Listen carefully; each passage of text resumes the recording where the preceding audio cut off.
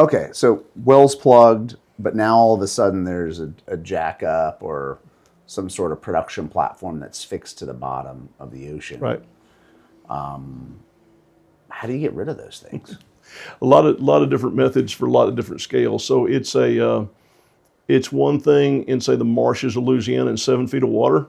It's another thing in deep water, like I talked about, in thousands of feet of water. It's a totally different thing in the North Sea. All right.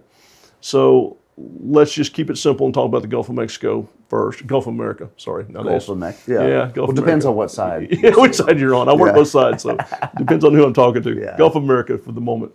Anyway, it can be as simple as bringing out a well, let me back up just a second. So first thing we got to do is flush everything out. We don't want to spill anything during the process. So I talked about the pipelines getting flushed and abandoned, but when you start on the platform, a lot of times the first things you do is safe it out. You make sure that it's safe for the workers that are going to come on board to do the remaining construction and well work. So safe out, and then we'll do the P&As, get the wells out of the way.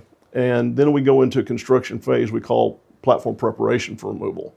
And at that point, we are flushing out all the vessels, getting all the hydrocarbons, make sure none of that can spill during the removal process. We may be, removing things that are in the way of the lifting eyes that the heavy lift vessel is going to use to ultimately pull the deck and the jacket.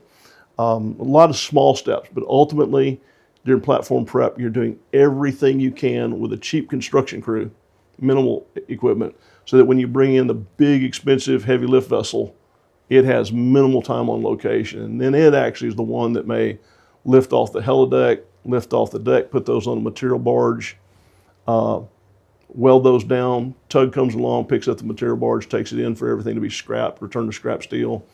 And then you're left with the jacket. Some jackets, the smaller ones, shallower water, lighter, can be picked back up the way they were installed, pick them up off the bottom, rotate them, lay them on the side, put them back sideways on the material barge, take them back in to scrap them. And the big heavy ones, that were really installed, but nobody ever thought about how we're going to get these out. A lot of those end up becoming part of the Reach to Reach program, which is a wonderful program I love. So